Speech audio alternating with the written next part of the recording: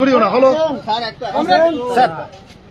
লাগছে আজকের এখানে আপনার মতো ব্যক্তিত্ব এখানে এসছে তৃণমূল স্তরে, বার্তা কি তৃণমূল স্তরে কমরেডদের কি বার্তা দিবেন?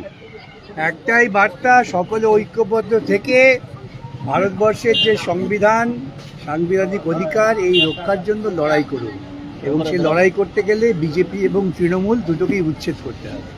স্যার, পার্লামেন্টে আপনি বক্তব্য দিচ্ছিলেন বাংলা ভাষার ওপরে, খুব সুন্দর বক্তব্য দিলেন। সেদিন পার্লামেন্টে আপনি বললেন যে বাংলার মতো কেউ কোনো ভাষা হতে পারে না। তো বাঙালিতে যে পরকীয়া শ্রমিকরা যে যাচ্ছে বাইরে কাজে যাচ্ছে, বাংলা ভাষা কথা বলার জন্য তাদের উপরে যে বিভিন্ন শারীরিক নির্যাতন আসছে, সে বিষয়ে কি বলবেন স্যার? দেখুন, একটা ভুল ধারণা, বাংলা ভাষায় কথা বলার জন্য আক্রমণ হচ্ছে না। আক্রমণ হচ্ছে, মমতা এক সময় বলেছিল যে পশ্চিমবঙ্গে অনুপ্রবেশে ভরে গেছে। অনুপ্রবেশকারী মানে বাংলাদেশ থেকে আসা মানেই তারা হয় বাঙালি মুসলমান, কেউ বাঙালি হিন্দু, যারা গরিব। অতএব অন্যান্য রাজ্যে তারা মনে করছে যারা বাংলা ভাষায় কথা বলছে তারা সব অনুপ্রবেশকারী। এটাও মমতা এবং বিজেপির একটা গেম প্ল্যান, এইটা করেই একটা অশান্তি সৃষ্টি করার চেষ্টা করছে। আগামী নির্বাচনে স্যার এসআইআর নিয়ে আমাদের বিরোধী দলের নেতা বিধানসভাতে বলছেন যে 1 কোটি ভোটারকে বাদ দিয়ে দিবেন, আবার এরা বলছে যে একটা ভোটারকে বাদ দিলে আমরা লন্ডভন্ড করে দিব। দু দলটা যে করছে, দল ইচ্ছে করে উত্তেজনাটা টিকিয়ে যাচ্ছে।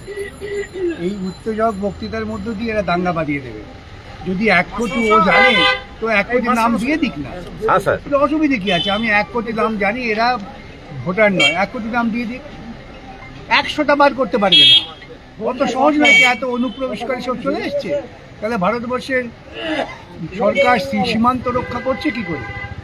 বিহারে ওরা অনেক আওয়াজ তুলেছে এসআইআর করে, প্রচুর অনুপ্রবেশকারী থাকবে, একজনের নাম দিতে পেরেছে। আসলে ওরা দুপক্ষ পরস্পর বোঝাপড়া করে এইরকম করে উত্তেজনা সৃষ্টি করছে, যাতে গরিব মানুষ, সংখ্যালঘু সম্প্রদায়ের মানুষ ভয়ে থাকে, এবং এই ভয়ে ওরা ওদের ভোট দেয়। এই হচ্ছে লক্ষ্য। স্যার, আপনারা কি বার্তা দিতে চাইবেন সাধারণ ভোটারদের এসআইআর নিয়ে? প্রত্যেক মানুষের কাছে আমার বক্তব্য, যাদের নাম ভোটার লিস্টে আছে, যাদের আধার কার্ড আছে, তারা নিশ্চিত থাকবেন তাদের নাম বাদ দিতে পারবে না।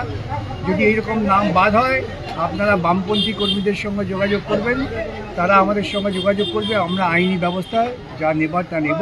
অত সহজে ভোটার লিস্টে নাম বাদ দেওয়া যায় না। আর যে সমস্ত নথি ওরা চাইছে, আমি বলেছিলাম প্রকাশ্যে, ওই নথি মোদি এবং অমিত শাহ হাজির করুক জনগণের কাছে। ওরা হাজির করতে পারবে, মোদি তার সার্টিফিকেট হাজির করতে পারছে, অমিত শাহ দেখাতে পারবে তার বাপকে কোথায় দাহ করা হয়েছিল। তো এই সমস্ত অবান্তর কথা ওরা বলে গরিব প্রান্তিক মানুষ, যারা বড় লোক সুবিধা আছে, সেটেল হয়ে আছে, তাদের কি যায় আসবে? প্রান্তিক মানুষের মধ্যে অশান্তি।